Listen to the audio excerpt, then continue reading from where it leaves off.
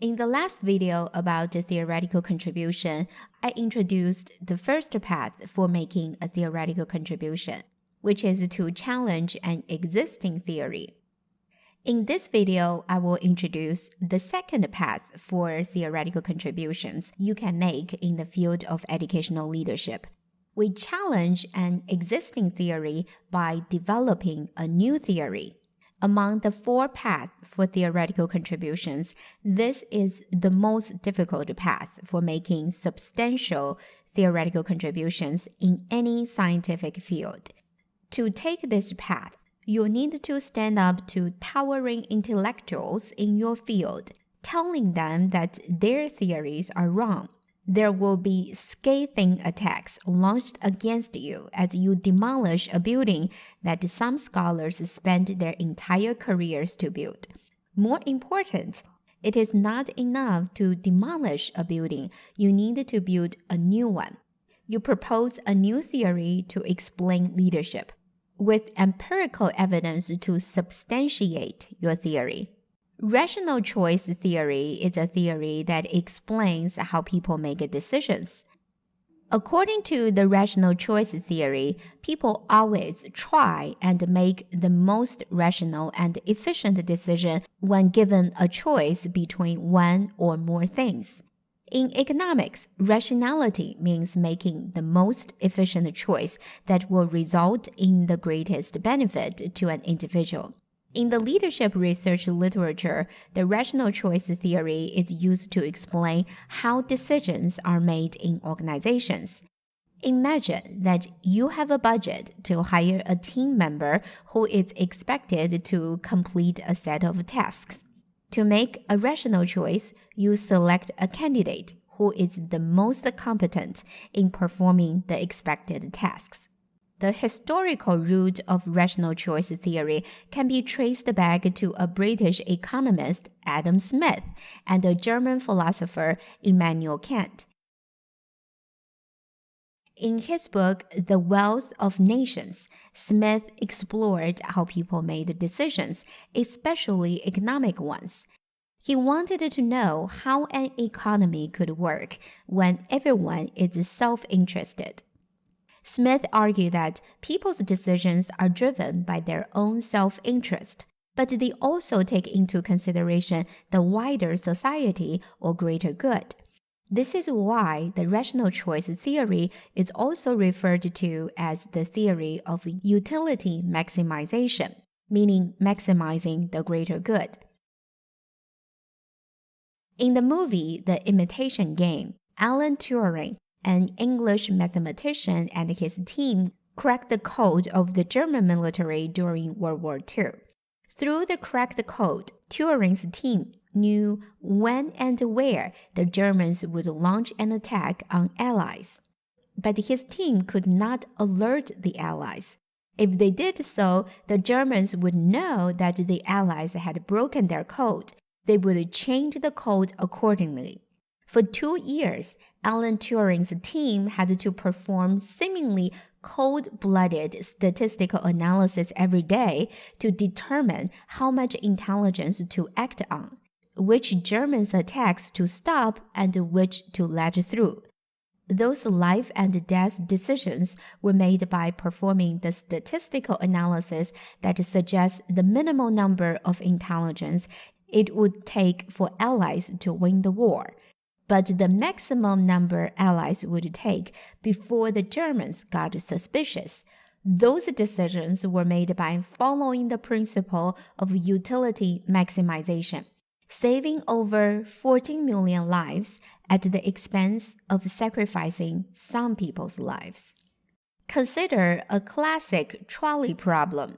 Suppose you are behind the wheel of a runway trolley headed toward 5 workers. The only way to save the 5 is to hit a switch that would divert the trolley to a track with just 1 worker. What would you do? Would you hit a switch to save 5 workers but sacrifice 1 worker? Or you do nothing to save 1 worker but sacrifice 5 workers? According to the rational choice theory, if you make a rational decision, you would hit a switch to sacrifice one worker but to save 5 workers. After all, selecting option A maximizes the greater good. Dispassionate reason, as Immanuel Kant argued, is or ought to be the driving force of decisions, particularly in moral decisions. A rational choice means the choice is selected through reasoning and a logic process.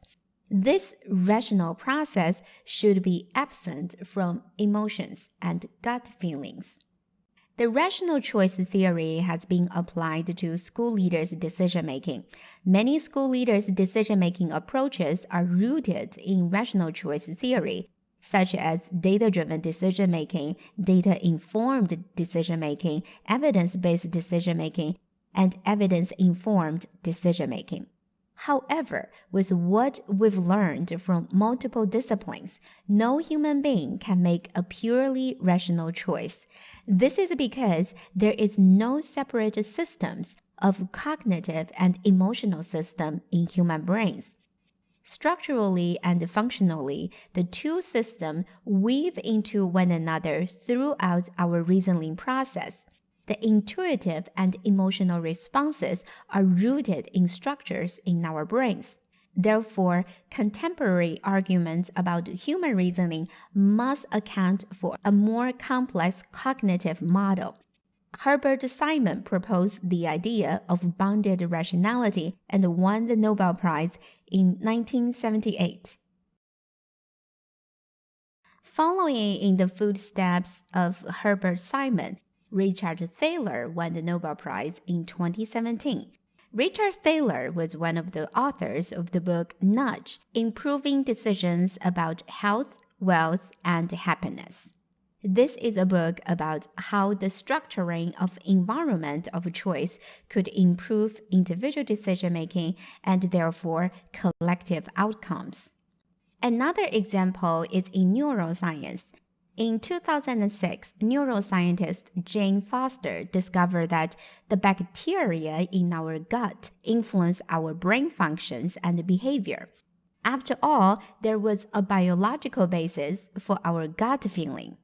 Foster wrote up her study and submitted for publication, which was rejected. She rewrote it and submitted again. It was rejected again. Finally, after 3 years and 7 submissions, she was able to publish her study. Today, the gut-brain axis is one of the main topics at major neuroscience meetings. The gut-brain interaction is now considered as the second brain. The interaction between the brain and gut not only is responsible for the maintenance of gastrointestinal homeostasis and digestion, but also influence affect, motivation, and intuitive decision-making. Throughout the history of science, who were the ones challenging and attacking established theories in the scientific field? There are 2 types. The first type is a group of scholars who were the aged and distinguished, with nothing to lose, frustrated at what they perceive as a swelling tide of nonsense. But more often, the attacks against established theories came from the young and reckless. They were new to the field, full of ambition and talent, and undaunted by what they didn't know.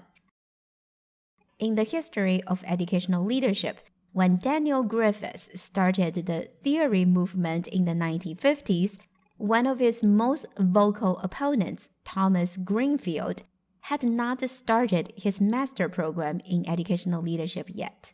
If you take on this path to challenge the existing theoretical groundings of your field, you will be a target of attacks.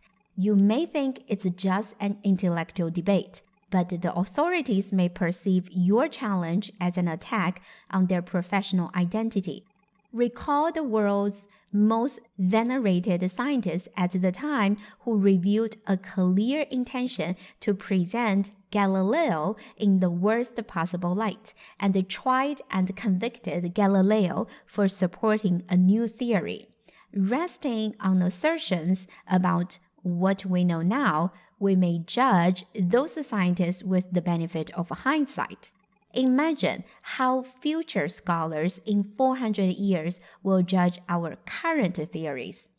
We can only hope that when what is now becomes the past, future scholars will judge us fairly. But if your new theory withstands the test of evidence and time, the reward for you taking this difficult path is incalculable. Demolishing the current theoretical groundings of your field and building a brand new one signifies the seismic shift of your field. Your theory can fundamentally change how people explain leadership and what research questions to ask. In this video, I introduce the second path for making a theoretical contribution. It is to challenge an existing theory by developing a new theory. I'll continue to introduce the rest of two paths for making a theoretical contribution in the next two videos.